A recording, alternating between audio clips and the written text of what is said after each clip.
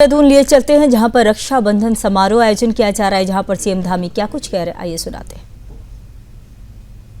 हर वर्ष स्मरण कराता है, याद दिलाता है।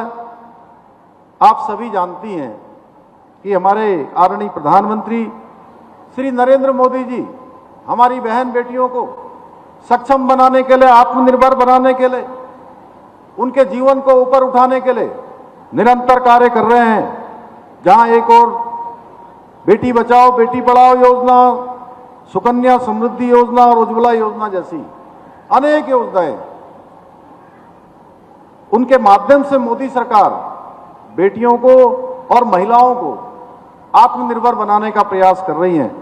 वहीं अभी नेहा जोशी ने कहा कि हमने भी आदरणीय प्रधानमंत्री श्री नरेंद्र मोदी जी के मार्गदर्शन में, उनकी प्रेरणा से 2022 के आम चुनाव में देवभूमि उत्तराखंड की देवतुल्य जनता से ये वचन उनके सामने रखा था कि नई सरकार का गठन होगा तो हम राज्य के अंदर हमारी महिलाओं के लिए जो 50% से जिनकी संख्या अधिक है, उस 50% से अधिक संख्या की बहनों के लिए, हमारी मातृशक्ति के लिए 100% का कानून लेकर आएंगे, समान नागरिक संहिता का कानून।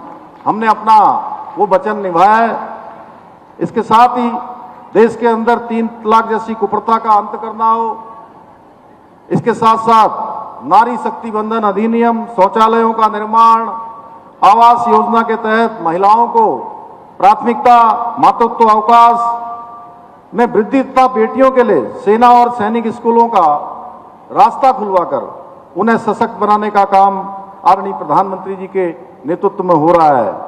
और इसी का नतीजा है कि आज हमारी देश की महिलाएं खेत में अनाज उगाने से लेकर अंतरिक्ष प्रोग्रामों का हिस्सा बनने तक और खेलों में मेडल लाने से लेकर सेना में कमान संभालने तक का महत्वपूर्ण दायित्व निभा रही हैं।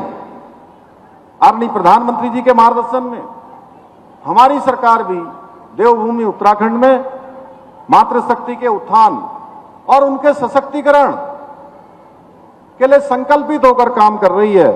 हमने जहां महिलाओं के लिए, चूंकि राज्य के अंदर एक बहुत बड़ी कठिन परिस्थितियों में हमारी माताएं बहनें काम करती हैं। मैंने अपनी मां को भी देखा है किस प्रकार से खेतों में काम करना पड़ता था, किस प्रकार से घर में गाय भैंस देखनी होती थी, उसके बाद किस प्रकार से घर चलाना होता था। ये कमोबेश हर एक परिवार में महिलाओं के सामने एक बड़ी चुनौती होती थी।